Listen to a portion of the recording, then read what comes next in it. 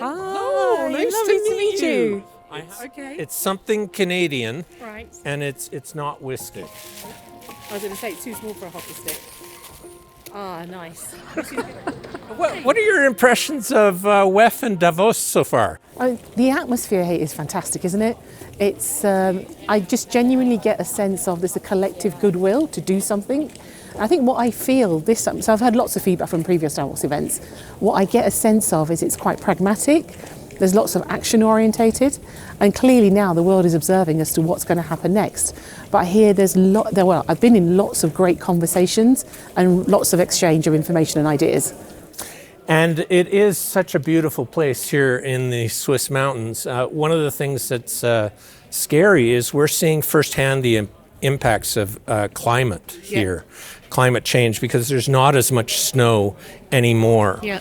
And so people are very aware of this here in Davos, and there is a tremendous concern about the existential challenges we're facing. It definitely feels real. I think this year more than any other year, from all the feedback I've had and in all the conversations I've been in. So one of the things I find absolutely surprising is more data is going to be created in the next 2 years than all human history combined. And so how do we use this data? And we're seeing companies use AI and machine learning to better predict what their customers are going to want. Predictive maintenance and analytics and data science, these all become very important tools in bettering the customer experience. No, absolutely, you're right. And, people often refer to data as the new gold, but actually you're right. Even as we stand here, we can say there's lots of data spewing from us, from everything that we're saying, our devices, all that kind of great stuff. But it's what do you do with it? And I think where the insurance and the reinsurance industry have a really big role to play is to use that data to create solutions, services, to help resilience. So we can give, from our organisation's perspective, give real insights into what's going to happen to your supply chain, what's your risk to national catastrophes. And I think that's what we need to use the data for. And we're doing it now. So it's not something that's going to happen in the future. This is the here and now. I like this example. I haven't seen it done, but real-time pricing of insurance. So, your 16-year-old son borrows your Tesla and tromps it on the highway doing 120 miles an hour. And in real time, the voice comes in and says, if you keep driving for one more minute, we're going to increase your premiums £2,000 next year. And if you drive for 2 minutes, it's going to be $10,000. Yeah. So. It's for sure. I mean, today already there are insurances that are offered. So I think people often refer to them as a black box that sits within the car that has your driving data, and based on your risk profile, you can dictate your premium.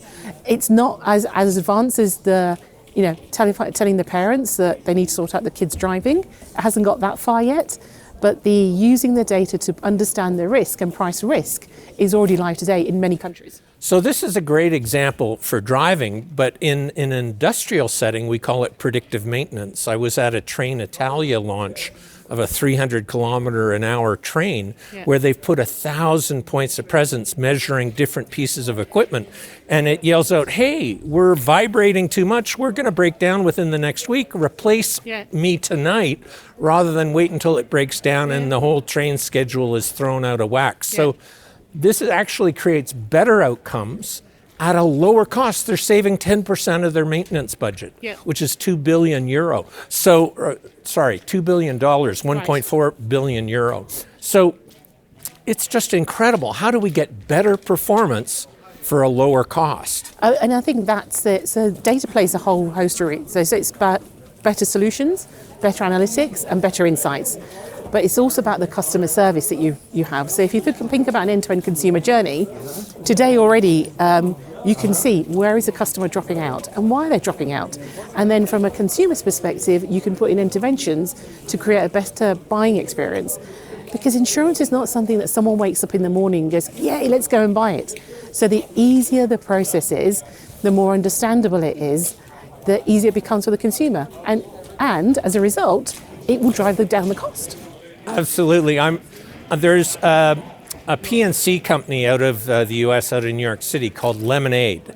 You can only apply for it on your smartphone, And for many Gen Zs or millennials, younger millennials, all they have that they want to insure is their laptop, their scooter, and their smartphone. So they can bind a new policy in 3 minutes. You answer a whole bunch of questions. It runs against fraud algorithms and so on. And they have the fastest claim settlement record in the world of 3 seconds. Yep, I've heard of that. Yes. So, it's 18 fraud algorithms, and they hope to solve 80% of their claims in basically instantly. Yeah, exactly. So this strips out costs, so you get better outcomes, better customer service at a lower price. Yeah, and this is a reality, and that's why when a lot of people think about the usage of data, they think it's a thing of the future. But that example, there's an example, we have an automated underwriting engine. It's known in the market as Magnum. We have 3 different versions of it, which sits in our platforms.